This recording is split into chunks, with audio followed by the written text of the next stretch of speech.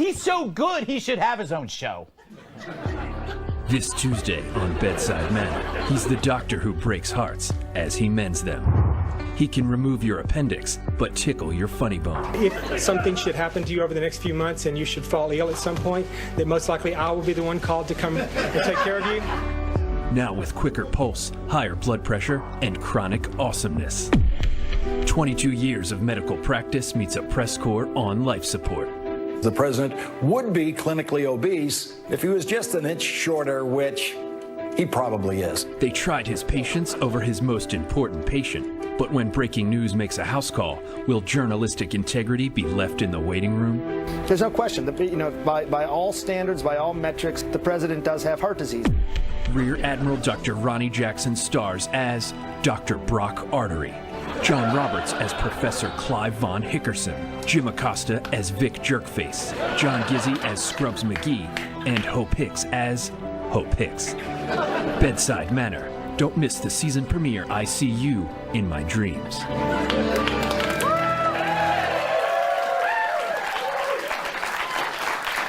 I give that 3 thumbs up. All right. But still, the good news wasn't enough for some. The president has heart disease. Those numbers qualify him for having heart disease, and it clearly needs a plan to try and prevent some sort of heart problem down the road. So wait, there's the lead.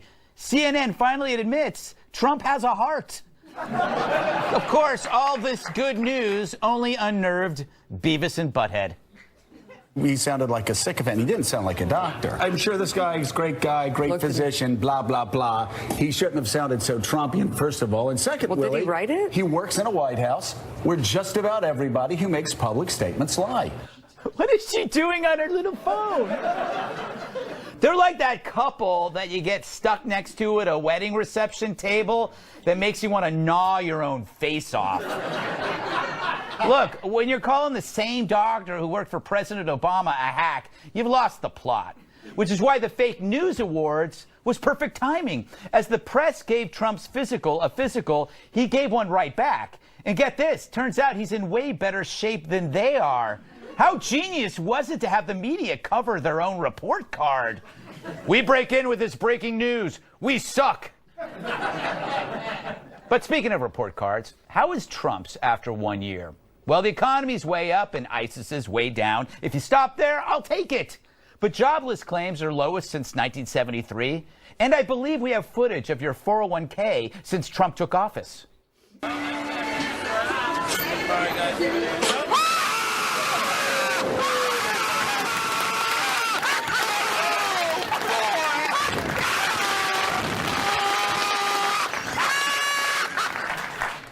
And Trump's tax plan was so good that even Apple's Tim Cook is offering bonuses and bringing thousands of new jobs to the U.S.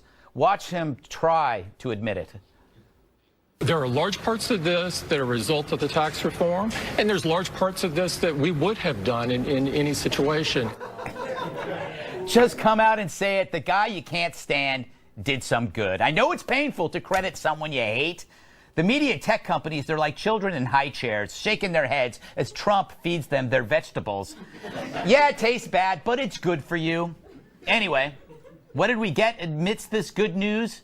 Flake news. The enemy of the people was how the President of the United States called the free press in 2017. Mr. President, it is a testament to the condition of our democracy that our own president uses words infamously spoken by Joseph Stalin to describe his enemies. Very, very moving, but very false. Flake's attack was actually fake news because Trump never said the media was the enemy of the people. He said fake news was the enemy of the people. That's no small change. For it fed a storyline that undermines the ability to criticize the press. Trump treats the media like flies buzzing around his ears, reminding them it's not the reporters who are important, but the people they report on. No wonder they're pissed. So here's my 1 year assessment. If Trump can just control himself, he might end up being a figure for the ages. The entire planet is feeling his impact every day. They're talking about him in the jungles of Borneo. Like him or not, take a freeze frame of right now. He's the most important person on Earth. But by keeping him on his toes, so are you. And that ain't fake news. All right. Let's welcome tonight's guests. I can get behind his legal mind. His latest book is called Trumped Up. Harvard Law Professor Emeritus Alan Dershowitz. She's so bright, the Sun sends her hate mail. Wall Street Journal senior video reporter Shelby Holliday. She's the feisty dame who thinks everything's lame. National Review reporter Kat Timpf. And an inner tube is his pinky ring. Former bodyguard and my massive sidekick, Tyrus. All right.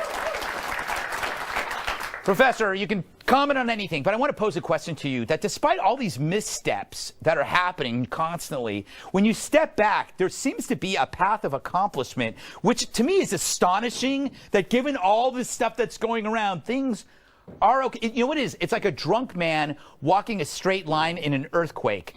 It's like both effects are canceling themselves out. So he just walks a straight line. Does that make sense? No. Okay. Thank you. First of all, I'm still trying to get my head behind what Donald Trump will look like in 2147 Yes. when he turns 200. Yes.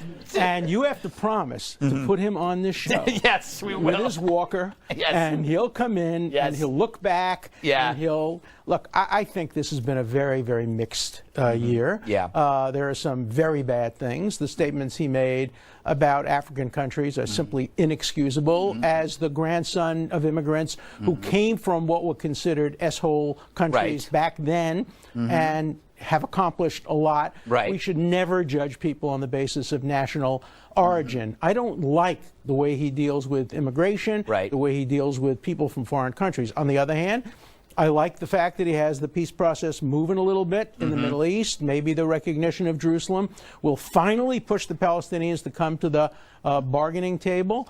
Mixed record on judicial appointments. Mostly I don't like them, but a couple of them are not so bad. So it's a mixed record for me. I would say more on the negative than the positive side, but he has 3 more years. Prediction, only 3 more years. Ooh. In 3 years, he's going to get on national television. This is a professor. I'm just making. I a like prediction. him a lot. Here's his statement. He says, "I don't know Yeah. why any president thinks it takes 8 years to save our country. I have done more in 4 years than any president since George Washington. I don't see any reason for taking the additional 4 years. I can go back to the private sector and really help make America This is a good great." point. This is a good point. It's like he did, it didn't take him that long to do Woolman Rink in New York. It took him a couple of months. He can get this thing done and he'll go do something else. I guess that's your point. It's like my grandmother used to say to our children, "Sleep fast, we need the beds." You know? So if he can get it done in 4 years, hey, he's going to not run a second time. Shelby, I have a theory that, kind of playing off what the professor said, is that he is kind of a jerk, but a lot of times your boss is a jerk and he gets stuff done. What's your take on He this? got a lot done. I just produced a video for the Wall Street Journal for this 1-year anniversary, and I felt like the dryer on the trampoline. Because there was so much going on, and to recap a year in 4 minutes was nearly impossible, but also amazing to watch the market continue to go up. President Trump makes controversial comments. He's also a big cheerleader at times when things are going well. But the market, man, it just keeps going up. So I think that is a huge takeaway. It shouldn't be ignored. I do have a bone to pick with the fake news awards. You cannot come out with fake news awards and have the #1 fake news issue be an op-ed columnist. Yeah. That is not a reporter. That is not news. You are undermining your entire point when you're but you when you're overmine putting it that when you out pick there. Krugman because, boy, does he deserve it. Guy might have said something that was not exactly right, but Krugman, he's not news. He's an opinion maker that everybody respects, no matter how crazy he is as He's he an pets opinion his maker. cat. But why not call it fake media awards? And also, you have better things to do. I think it's fun. I get your point, funny, though. I get your point. whatever. Kat, I want to talk to you about the health thing, but you can talk about whatever you want. He really is. He had that guy out there for an hour with Dr. Dreamy answering everything. Yeah, which is my nightmare. That's true. If I was ever in public office, they'd be like, oh, she's crazy, within about 3.5 minutes. I don't eat healthy. Sometimes I don't eat until nighttime because I'm too anxious. Yes. I have about 30 pairs of penguin socks that I wear year-round. Yes. I have a cat that I let sleep in bed with me, and if he doesn't sleep in bed with me, I can't sleep. I watch episodes of Bob's Burgers on loop every single day as I'm getting ready, as I'm in the shower. I'll play it real loud. The neighbors love that. The neighbor lady would come in as a witness on CNN being like, listen, the noise that's coming from her apartment. Thank God that we don't just let TV doctors diagnose us, because if we did, we'd all be screwed. And that is so true. All right, Tyrus, a big finish here with you. I'm stuck on the whole. How many pairs of penguin socks? Between 30 and 50 from my Auntie Barbara. You want to make fun of my Auntie Barbara? Thank She's you, a Auntie very Barbara. nice I'm a lady. size Thanks for 17. watching, Look me Auntie up. Barbara. Yes. Hey. And Uncle Frank. Yes, can't leave out Uncle Frank. So what do you think? I think even if you're a supporter of Trump, you would deceive yourself if you don't admit there is a sense of chaos. It's like you're in a bar in an old West, an old Western where at any moment things could start flying. I think, well, yes and no. And just to go back to one thing, I actually was irked out my mind with all the coverage on his physical. He passed his physical. Yeah. And it wasn't good enough. So they kept looking for, well, how does he sit? Is he pronated? Does he look for anything? Like, does he have a hangnails or anything we can use to take against him? And the best part was, and I'll leave them nameless because I'm sure it's some kind of shaming, but these really, really chubby reporters at CNN who sit in chairs and tables, and when the camera angles turn, you see the little bellies because they work out, are talking about him, calling him obese. Yeah. That was hilarious. Like, everyone in America is damn near obese if you do it right. I mean, if you follow the scale, I should be in a walker on my 600-pound life, leaning for Big Macs. But I mean, it's amazing to me that the people that were talking about him, there was no mirror in CNN while you were running your mouth. Like, he's an older man. Of course, he's gonna have a little bends and ticks on his heart. He's supposed to. He's an old man, but he's fine. He passed physical. Move on. You know, it's funny. I gotta wrap this up. I'm jealous that Trump can eat whatever he wants. I call this old school health. He's not personal trainer healthy that you see everywhere. Personal trainer healthy. They're muscular, but all they do is eat like strained kale. He's dock worker healthy, which is like he eats anything he wants, but could twist the head off a deer. Grumpy old man. Grumpy old man. The old man ate bacon and beer every day. You know, it's funny, but it does reflect a very serious problem that we're trying to pathologize political differences. First, we try to criminalize That's your them. book. Now we're trying to pathologize them, but the Republicans did the same thing. When Hillary Clinton tripped, going into that car, people were diagnosing her. Look how sick she is. Yeah, it's She's true. not qualified to be president. Let's we were right, cut that though. from both sides. Let's cut that out of both sides. Let's get whoever gets elected, let them govern. It's a good point. It's a good point. It's fair point there. Up next, the Fire and Fury book will now be a TV movie. I hope I get to play Stormy Daniels. And they are delicious. Shelby, my theory is that you can't. How can you make what's really happening better without making it up? Yeah. I have no idea. And I was talking to a friend in the publishing world, and he said you never usually see nonfiction books become something funny or comical. All I can picture in my head is Veep for some reason. Yeah. Just something totally bananas. And he said, we just don't see that happening. It's a nonfiction book, but you never know. And I just think it's going to be hard to outdo whatever you're trying to do.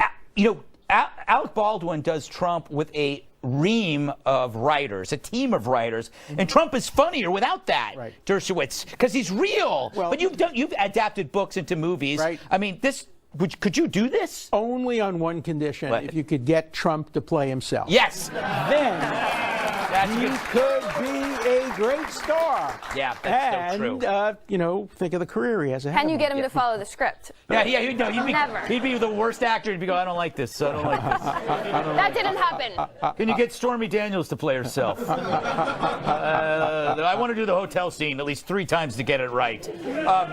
Tyrus. Yo. I only bring the because I just got this article on the My Affair with Donald. Do you think that should be part of this, even though it wasn't in the book? Well, why not? I mean, that's the only kind of, sort of, maybe true thing about the whole situation. So, it's literally memoirs of an angry Bannon. is the name of the book. I mean, it's the movie. So the movie's going to be him pouting in the office next to the big office while they have a meeting. Yeah, that's true. I'm going to tell. I mean, and what kills me about that whole thing is like they're putting, he paid off a porn star for having an affair. Would it have been better if she'd been a housewife of 5? Would that have been a better affair? I didn't look at it that way. Kunde Law lawyer has an affair with, well, that's fine. But you know, just keeping it real, if I was looking for extracurricular, I would go to a pro who's not going to want to date or graduate or call me all the time. So I probably would go that route. I'm not saying I would. It's apprehensible. And I'm not saying he did either. But fellas, women, hear me now. If you're going to go out and date, go out and sneak around, you're going to sneak around with somebody who can come back home and ruin your life? Or you have a professional where you sign a disclosure and there's a medical test and everything's fine? If your tooth hurts, you go to the dentist? You know what? It's such a good point. Like, if you're a golfer, you're probably going to want to play with a professional golfer rather than like you got a toothache, go to the dentist. Yeah. But I think, the interesting part of the book that they...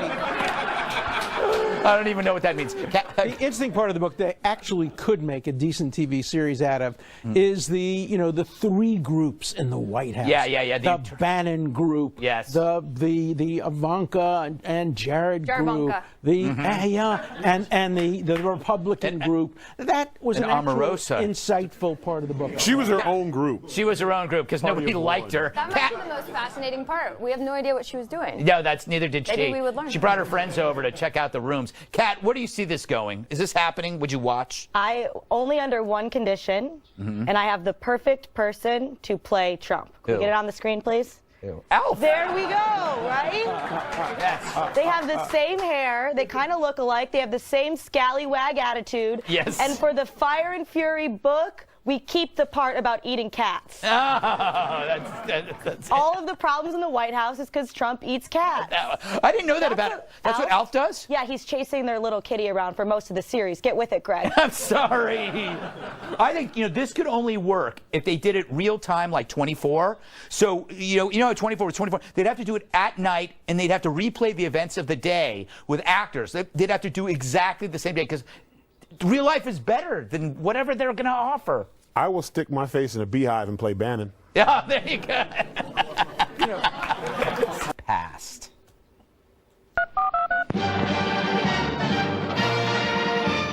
Beautiful Hawaii. Nothing but warm beaches and smiling faces. But not way back in the year 2018. Back then, technology was primitive to say the least. One unlucky chap clicked the wrong item on a computer menu and holy hula skirts, statewide panic. The emergency management employee had accidentally set a false alarm about an incoming ballistic missile. For 38 minutes, gents and dames everywhere were hightailing it for cover. Well, mahalo for nothing. As for the employee, he's been reassigned. At least he didn't go out with a bang. So, why has this story fallen so quickly under the radar? Well, for one thing, you can't blame Trump for it. Although some have tried with every fiber in their yogurt-fed being. But if you can't tie Trump to it, it's not a story. So what if parents were putting their children down manholes and priests were absolving flocks of people of their sins and families were tearfully saying goodbye to each other? The president said a naughty word, and that's all that matters. For more on the Hawaii story, let's see what others are reporting.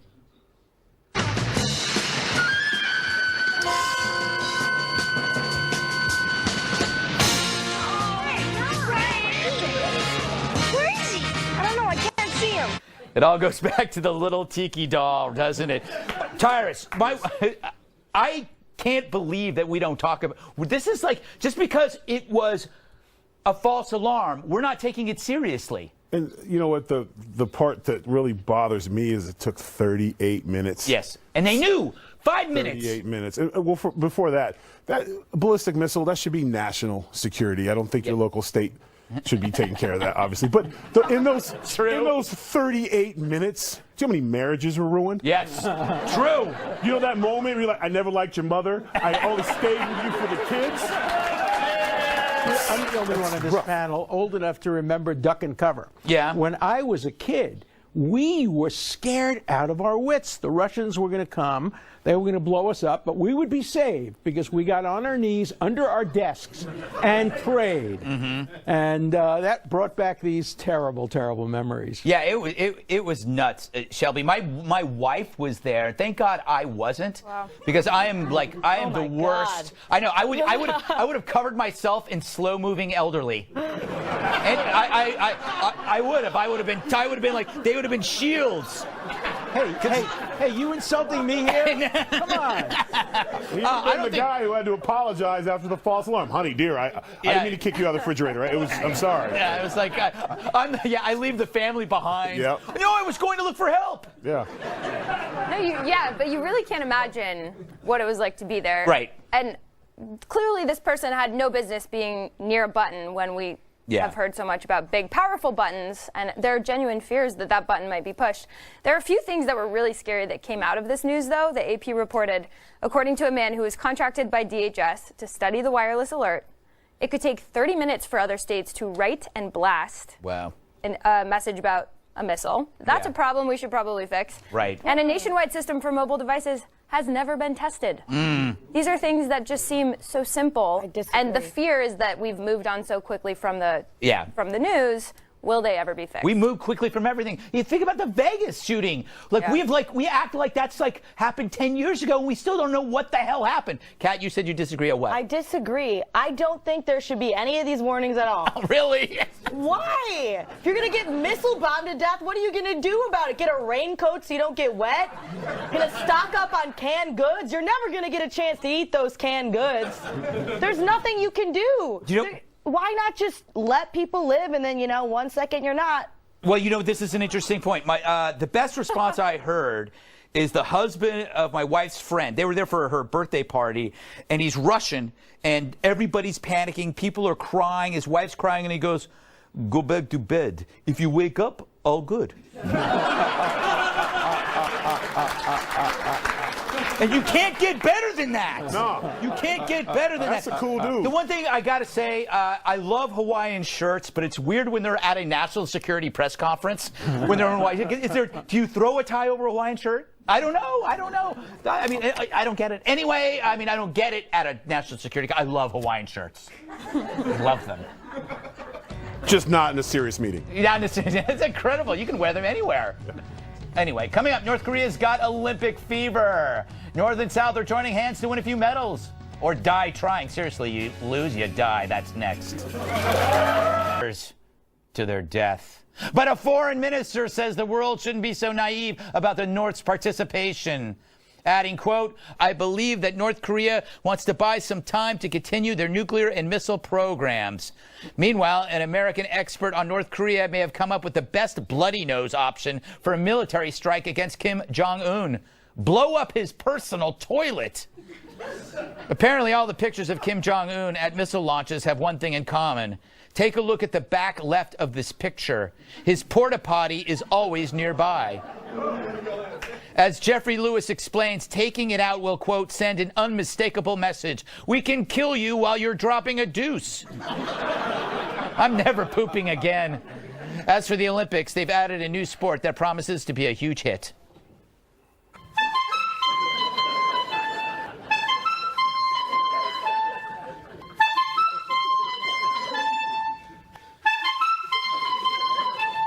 I'd say that blows, but that's too obvious.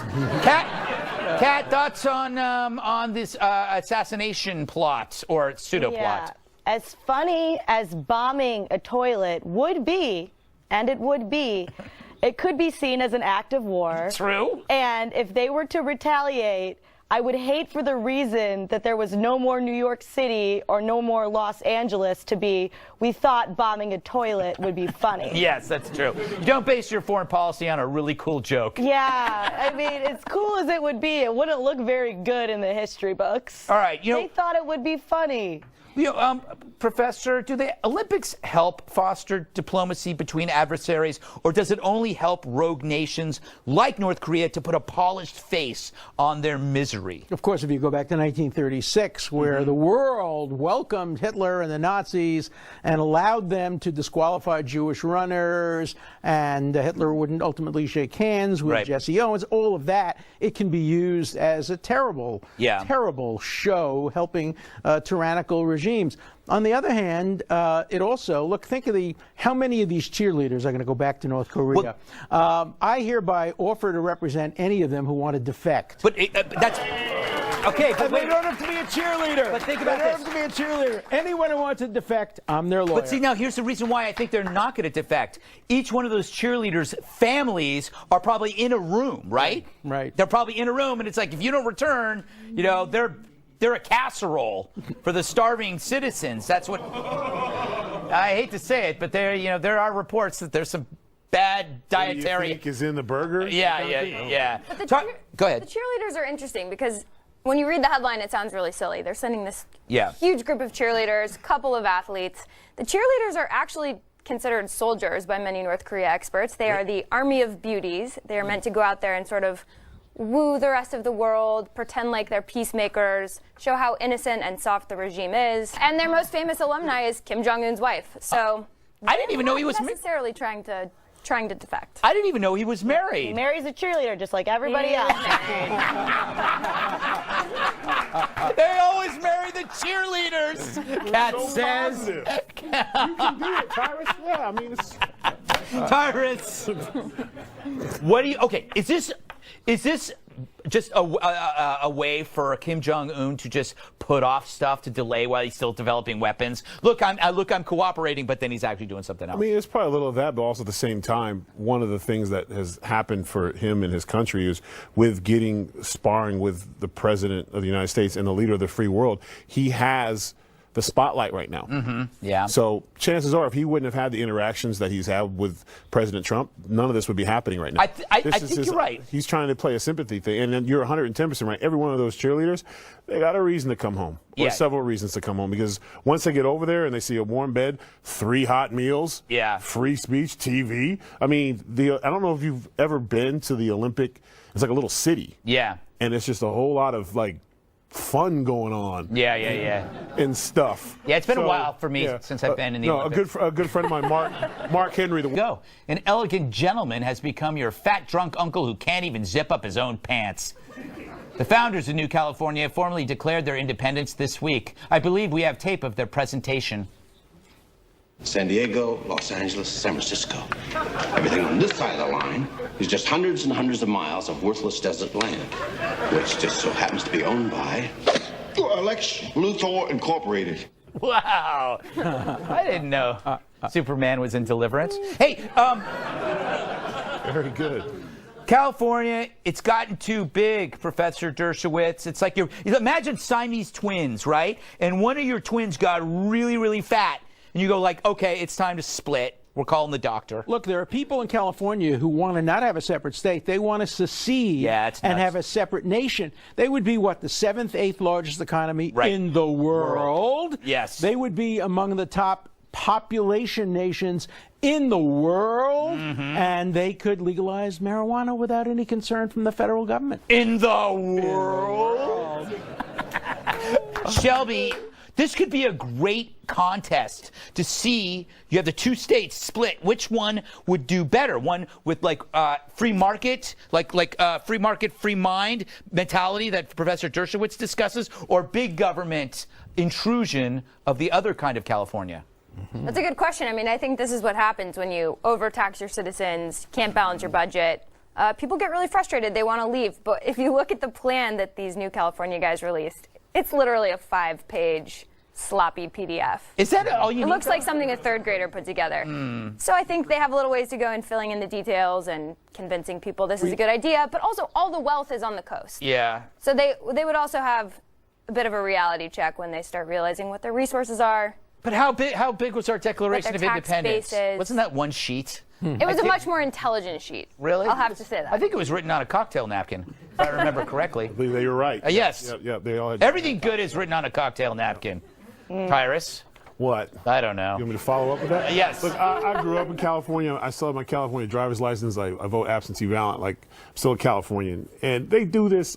I grew up with this constantly. At one point, Northern California was pissed because Southern California was taking all their water, so they wanted to split and be Northern California, Southern California. Then some genius came up with the 6 states. We're going to have 6 new states in California. You know, Texas did this, but a few years ago, Texas wanted to succeed because it seems like whenever someone doesn't get their way, they want to pack. That's the way America is now, apparently. When you don't get your way, you pack your bags and you go home. But so they're now not leaving. No, they're just saying we're not being a part of this anymore. No, there's still going to be a state. Family Guy, he did that too. They're going to be a state. That's good. It's good. They're moving out of that. They're not moving out of the house. They're getting their own room. Yeah, but it's not the way I like it, so I want it. I would change. be. I would be pissed. As a Californian, I am tired of California when I go there. It's like people. I had to move out of California because I couldn't afford to live there. I couldn't afford to buy the house that I grew up in. But what did you do? I sold it for a lot of money. Called Greg, or did you move to New York? I moved. That's the thing about America. There's like 49 other choices. Yeah, you got to move. You're not going to get it. They're not going to split. I think that's the moral. Is you got to move, Kat. Yeah. You must move. Is that my question? Yes. No. Virginia split off from Virginia, became West Virginia, right? Maine and Massachusetts. Yes. Dakota Fanning left North Dakota. It just blows my mind, like you said with the PDF, that there are actually people out there who are spending their time doing this. Really? Yeah, like You've spent time on worse things. 100%. And that's exactly my point. I was like, these people must have no psychological noise.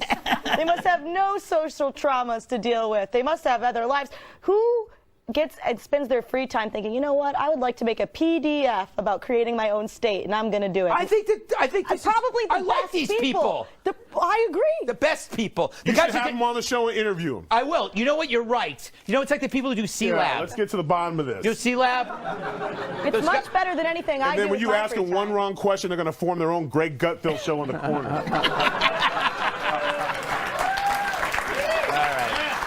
All right, enough. Don't laugh at that. Final thoughts. If you leave now, I'll replace all of you. I think he always has been because he moves all over the place. Anyway, Shelby? For my final thought, I think I'll go back to the beginning of the show. You said if Trump can control himself, yes, he could be a great president. And I think that's a big key. And people don't really take it seriously. But after producing this big video of the year of Trump, I truly think if Trump can get his act together on Twitter, not say offensive things, not pick so many fights, we could have a great year. Yeah, I think so too. All right, Tyrus. Oh man, I had a busy week. I got 2 movies getting ready to come out. Monster movie In You Out if you're into that, and if you want to laugh. Me, Mike Epps, Russell Peters, and John Malkovich in SuperCon, and I made my return to Impact Wrestling last week, where I put hands on EC3. You should probably check that out. So busy man. All right, last word to you, Kat. So I've been having kind of a rough time, had a rough day. Went home, though, and found out there was cat vomit all over my apartment. So I was like, at least I have a purpose in life. Yeah, that's good. Got to clean that up. Oh, that's great. All right. Well, cat vomit. Cat, that's the name of your show, Cat Vomit. Alan Dershowitz, Shelby Holiday, Cat Tip, Tyrus Studio Audience. I'm Greg Gutfeld. I love you, America. Thank you.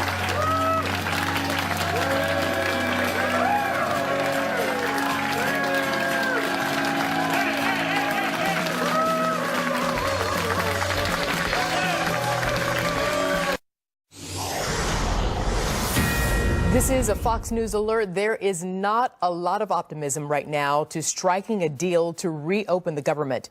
Just a short time ago, a member of the Republican Senate leadership said he is placing his bets that the government will remain shut down on Monday, which is tomorrow. That's according to Senate Majority Whip John Cornyn of Texas. But despite that sentiment, Senate Majority Leader Mitch McConnell has promised a vote by 1 a.m. Monday to try to reach a deal on spending. But as the search for a compromise drags on, the rhetoric on both sides is ramping up. Now, amid the impasse, a bipartisan group of senators is trying to hammer out a deal both sides can live with. Hello, everyone, and welcome to America's News Headquarters. I'm Arthel Neville. And hello again, Arthel. And good evening, everyone. I'm Eric Shawn. You know, tempers have been running short all weekend. And the political stakes, well, they are sky high, as both sides have been blaming each other for the stalemate. Well, Well, now comes word tonight that Republican Senate leader Mitch McConnell and his Democratic counterpart, Charles Schumer, that they have met face-to-face with an agreement seemingly unlikely at this hour. Democrats still demanding protections for those under DACA, the Dreamers, to protect them from deportation, while Republicans in the White House want to focus solely on passing a spending bill right now. And we have Fox team coverage. Garrett Tenney is at the White House with a reaction from the Trump administration. But we begin with Chief Congressional Correspondent Mike Emanuel, who's live on Capitol Hill, where much of this action is taking place. Mike, what can you tell us? Arthel, good evening. There is that bipartisan group of senators trying to find a way out of this government shutdown. They need some buy-in from their respective leaders, Mitch McConnell on the Republican side and Chuck Schumer on the Democrat side. McConnell's plan right now is a vote in the Senate late night tonight on a 3-week government funding package. One of the key senators involved in these bipartisan talks says they need to figure it out soon or positions could harden. Is it realistic to hope that there could be a solution to this tonight? Yeah, because if it doesn't happen tonight, it's going to get a lot harder tomorrow. I'm going to be yes for the McConnell proposal. I don't know where Flake's going to be, but I think he's feeling better about where we're going. That gives you 52. Democrats rejected a 4-week government funding package late night Friday night. Their base is demanding a deal for the so-called Dreamers, the young people who were brought to this country illegally by their parents. On Fox News Sunday, Chris Wallace pressed a key Democrat on what it would take to get him to vote yes. I voted against a 30-day CR. And to be clear, on Friday, an assistant to that Secretary of Defense, Secretary Mattis, put out a statement saying we shouldn't have another 30-day CR. That's why there were Republicans and Democrats who voted on Friday against a 30-day CR. So a 3-week CR you're going to go for? It depends on what's on the table in terms of what we're going to move forward on. With it being a weekend, there's a sense the real pain of the government shutdown has not been felt yet. Tomorrow starts a work week with much of the federal government scheduled to be on furlough. Arthel? Mike Emanuel, thank you very much. Eric? Sure. Arthel, President Trump also making his voice heard during this contentious government showdown. He's been urging Republicans to change the Senate rules so that those rules can work in the GOP's favor. The president also criticized the Democrats again, tweeting, quote, "Democrats are holding our military hostage over their desire to have unchecked illegal immigration. Can't let that happen." Garrett Tenney tonight is live at the White House with more on the President's Day. Good evening, Garrett. Eric, good evening to you. This is not the first time President Trump has urged Republicans to get around Democratic resistance using the nuclear option. You'll remember earlier last year when Republicans were in the midst of tough negotiations to try and get health care reform, he also urged them to change the Senate rules to allow bills to pass with a simple majority of 51 votes rather than 60. And he did that again today on Twitter when he tweeted in part, "If stalemate continues, Republicans should go to 51% nuclear option and vote on real long-term budget. No CRs, which is a short-term spending bill." Now, Senate Majority Leader Mitch McConnell has flatly rejected that idea on multiple occasions, and he did so again today. But White House officials have also come out to explain that the nuclear option is just one of the many ways the president is suggesting Congress could end this such shutdown. And today, the president has been receiving regular updates on the status of negotiations to reopen the government, but the White House is also pushing back on criticisms from both Democrats and Republicans. Senate Minority Leader Chuck Schumer has claimed that he and the president reached a deal to address DACA and avoid a government shutdown on Friday, but that the president later backed out of that deal. In a statement, Press Secretary Sarah Sanders said this afternoon, Senator Schumer's memory is hazy because his account of Friday's meeting is false, and the president's position is clear. We will not negotiate on the status of unlawful immigrants, while Senator Schumer and the Democrats hold the government for millions of Americans and our troops hostage. And this evening, the White House is also reacting to statements Senator Lindsey Graham made earlier today when he said that White House staff were largely to blame for the White House's failure to reach a deal to keep the government open and to reach a deal on immigration, particularly calling out the president's advisor, Stephen Miller. And we just got a statement from Deputy Press Secretary Hogan Gidley, and he said, as long as Senator Graham chooses to support legislation that sides with people in this country illegally and unlawfully instead of our own American citizens, we are going nowhere. He has been an outlier for years. So the White House dealing with some blowback on both sides of the aisle at this point, but they insist the president is very much involved, pushing for Congress to reach some kind of deal that he can sign to get the government open once again. Eric? All right, Garrett, it's not there yet. Thanks so much. Arthel? And Eric, as the stalemate drags on, the blame game on Capitol Hill is in full swing, with Senate leaders from both sides pointing the finger at each other for the government ongoing shutdown. Everyone has figured this out. This shutdown was a political miscalculation of gargantuan proportions. But it doesn't need to go on any longer. Americans know why the dysfunction is occurring. A dysfunctional president. Hence, we are in a Trump shutdown. And party leaders who won't act without him. It has created the chaos and the gridlock we find ourselves in today. Joining me now is Stephen Nelson, White House reporter for the Washington Examiner. Stephen, lots of news breaking just before we went on the air. Do you have any reporting to add to Senator Majority Whip John Cornyn's prediction that the government shutdown will not end in the wee hours this morning? You know, that prediction is actually interesting because Cornyn just a couple hours ago was predicting that they would reach 60 votes and move to a vote on the spending package. So his optimism seems to have deteriorated very rapidly, at least for the overnight vote. So I wonder what happened. I guess we'll find out. I don't want to put you on the spot and ask you because I know you're not necessarily in the spot to get that late breaking stuff, but we will get it for you here on Fox, the ins and outs of what's going on there specifically. So here's the next question for you. Listen, Americans are watching this closely now.